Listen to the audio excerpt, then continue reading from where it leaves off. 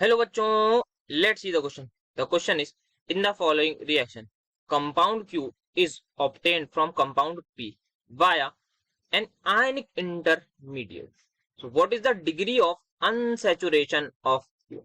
So we have to tell the du of Q, that is degree of unsaturation. So first of all, let's get understand the key concept that we have to discuss in this particular question. So key concept जो हमारा use होगा इस question में वो use होगा electrophilic substitution reaction.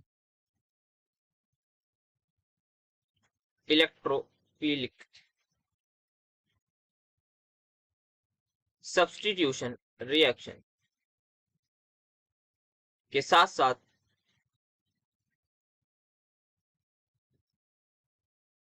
हमें पता होना चाहिए डिग्री ऑफ अनसेचुरेशन के बारे में. And degree of unsaturation, so what is degree of unsaturation? It's simply हमारे पास कितनी हमारे पास पाई बॉन्ड्स और रिंग प्रेजेंट है in that particular structure. So summation of pi bonds in the compound along with the rings, इसको हमें बताना होता है डिग्री ऑफ अनसेचुरेशन. तो ठीक है, यहाँ पे हमारे पास जो कंपाउंड दे रखा है उसको थोड़ा सा बाइफरकेट करके कर लेते हैं. तो ये मेरा है कंपाउंड और यहाँ पर एक है बेंजीन रिंग.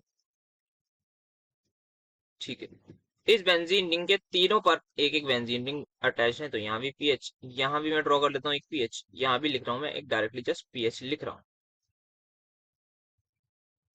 ठीक है, अब यहाँ पे क्या करा रहे हैं हम? रिएक्शन करा रहे हैं concentrated H2SO4. So what it will do, it will just simply give H+. तो अब ये H+ कहाँ देगा? कार्बन तो H+ से कोई ऐसे रिएक्ट नहीं करेगा बिकॉज यहाँ पे जो है ये एरोमेटिक रिंग्स है, इनकी एरोमेटिसिटी तो ऐसे हम लूज नहीं कर सकते. तो यहाँ पे क्या होगा, ये जो H+ है वो इस लोन पेयर पर अटैक होगा. यहाँ से हमारे पास आएगा H+ और ये जो लोन पेयर हमारा इस H+ को ले लेगा और यहाँ पे जो है जो बनेगा, let me just draw that.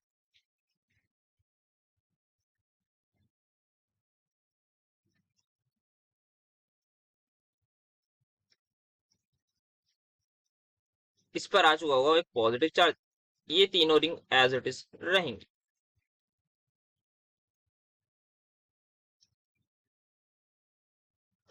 तो फाइनली क्या होगा, यहाँ पर ये ग्रुप पूरा लीव कर जाएगा और ये इलेक्ट्रोफाइल जनरेट हो जाएगा. तो यहाँ पर ये पूरा ग्रुप लीव कर देगा और जो इलेक्ट्रोफाइल बनेगा, लेट मी ड्रॉ दैट.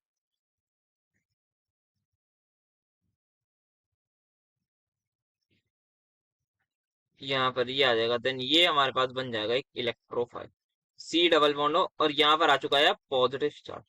सो एक रिंग को ओपन करके ड्रॉ कर लेता हूँ because of electrophilic substitution reaction होगी.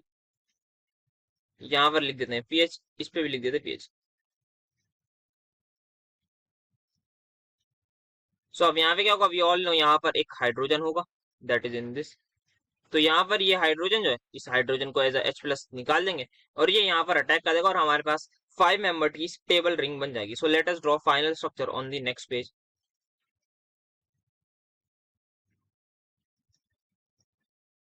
ये आ जाए हमारे 5 बॉन्ड्स ड्रॉ कर लेते हैं ताकि इस बार समझ लें किस तरीके से हमारा काम होगा. यहाँ पर एक यहाँ पर रिंग है, उसको ड्रॉ कर लेते हैं. इसके प्रॉपर 5 बॉन्ड्स बना लेते हैं and then we will see. इस पर है हमारे पास कार्बन डबल बॉन्ड हो, तो यहाँ पर एक कार्बन डबल बॉन्ड हो और ये इससे अटैच हो चुका है अब. ठीक है, similarly here is also a ring which is again benzene ring. एक रिंग यहाँ है.